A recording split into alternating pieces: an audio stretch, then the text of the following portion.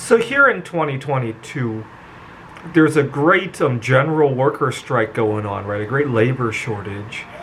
And a lot of people are using this as an opportunity to talk about various working conditions.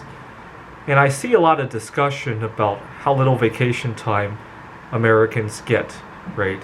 And earlier today, I also saw about how much time we used to spend commuting on the road.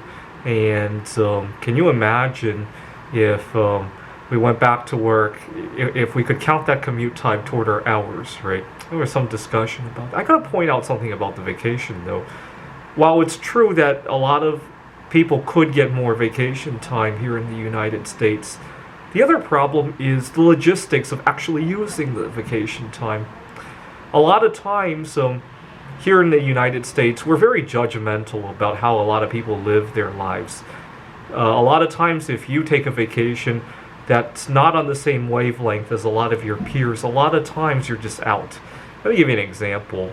I work with several colleagues, all of whom are married. My idea of vacation is very different from their idea of vacation, right? I don't like loud, crowded environments. I wouldn't take a trip to Las Vegas. I certainly wouldn't go to Times Square on New Year's Day. Some people like to do that, not the people I work with, but I'm sure they would if they could afford it, or if it was more convenient for them. I probably wouldn't take.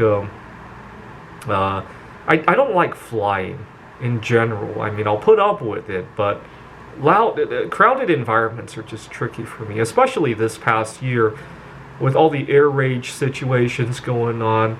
I'll probably wait for that to wind down before I fly somewhere. A lot of it is probably revolving around having to wear a mask. So I'll probably wait for the mask mandate to go away before I fly again.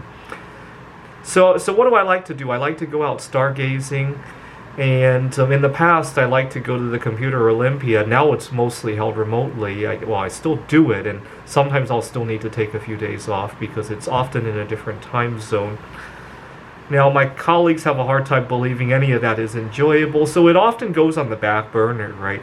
And oftentimes, I almost feel guilty about asking for time off to go stargazing. I just go, and then the next day I come to work very sleep-deprived. Although, I feel pretty good when I'm slightly sleep-deprived. I got to admit that. It's not the end of the world. Now, my question to you is a philosophical one. If your vacations are constrained by having to do vacation the way your peers are, your peers at work, or even your boss, how your boss vacations, if your vacations are constrained by their views on vacation, did you really go on vacation, or was that more of an extension of work, right? If you have to vacation the way they are, if you even have to join them from time to time, right? Was that a vacation, or was that more of a work event, right? It's almost like if you, I know this is extreme here, it's almost like you had to have sex with your colleagues in order to keep your job. Would you consider that a consensual sex act, or would that be almost part of the job, right? I know it's extreme, but vacation is just another way we are different, just like sexual orientation and all that, right? Thought I would point that out. And so I don't necessarily want more vacation time at my work when I go back to the office eventually, but I want more flexibility with how I use it and more freedom to use it without judgment.